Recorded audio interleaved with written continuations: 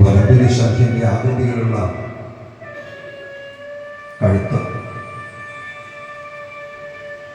ശ്രീവത്സം, ശ്രീകൗസ്തുഭം ഇതുകൊണ്ടൊക്കെ ശോഭിക്കുന്ന മാറിടത്തിലെ ലക്ഷ്മി ദേവിയുടെ ആ മാറിടത്തില് സ്വർണമാലകള്, രത്നമാലകള് പോരാ, ധാരാളം പുഷ്പങ്ങളെ കൊണ്ട് കോർത്ത വനമാല മുതലായിട്ടുള്ളവ ധാരാളം അണിഞ്ഞിട്ടുണ്ട്. തോൾവളകള്, കൈവളകള്, കൈകളിൽ ഓരോരോ വിരലുകളിലും രത്നങ്ങൾ പതിപ്പിച്ച മോതിരങ്ങൾ അണിഞ്ഞിട്ടുണ്ട്.